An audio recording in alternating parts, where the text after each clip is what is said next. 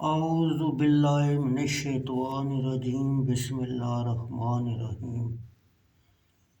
مسلم شریف ساچارم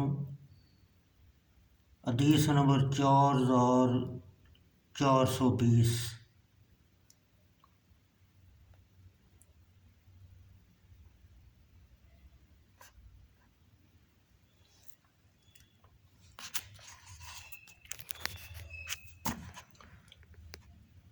ابو ہریرہ رضی اللہ تعالیٰ عنہ سے روایت ہے، ایک شخص مسلمانوں میں سے آیا جناب رسول اللہ صلی اللہ علیہ وسلم کے پاس مسجد میں، اور پکارا آپ صلی اللہ علیہ وسلم کو، کہنے لگا یا رسول اللہ صلی اللہ علیہ وسلم، میں نے زنا کیا۔ آپ صلی اللہ علیہ وسلم نے اس کی طرف سے منہ پھیر لیا۔ وہ دوسری طرف سے آیا اور کہنے لگا یا رسول اللہ صلی اللہ علیہ وسلم، میں نے زنا کیا۔ آپ صلی اللہ علیہ وسلم نے اس کی طرف سے منہ پھیر لیا، یہاں تک کہ 4 بار اس نے اقرار کیا۔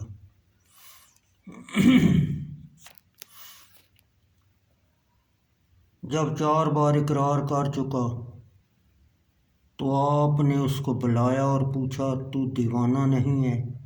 وہ بولا نہیں۔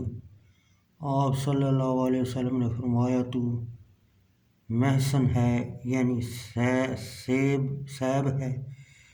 اس کے معنی اوپر گزرے، وہ بولا ہاں۔ تب آپ صلی اللہ علیہ وسلم نے صحابہ سے فرمایا اس کو لے جاؤ اور سنسار کرو۔ اس سے معلوم ہوا کہ امام کا خود شریک ہونا ضروری نہیں۔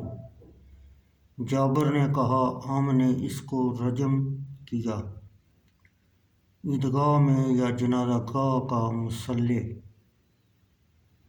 نووی نے کہا اس سے یہ نکلا کہ عید اور جنازہ کی نماز کے لیے جو میدان ہو اس کا مسجد کا نہیں ہے۔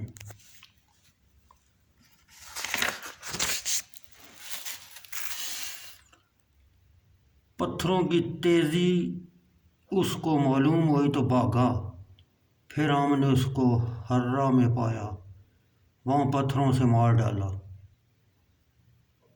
امام ابو حنیفہ اور اہل کوفہ اور احمد کا یہی قول ہے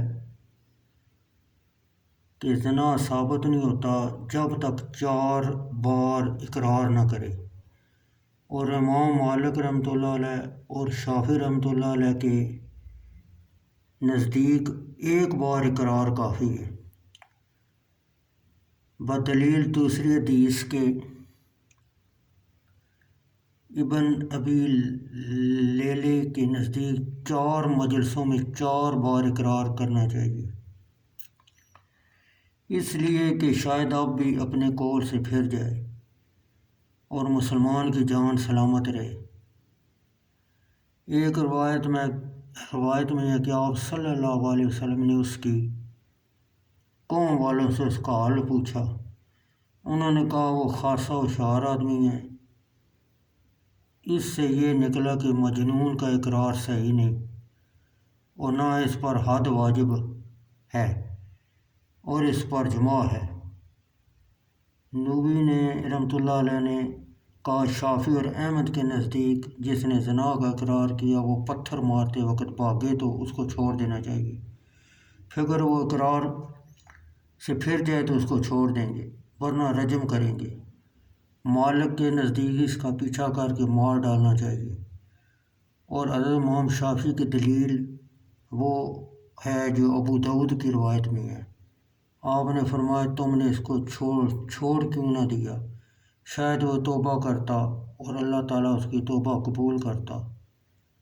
انہیں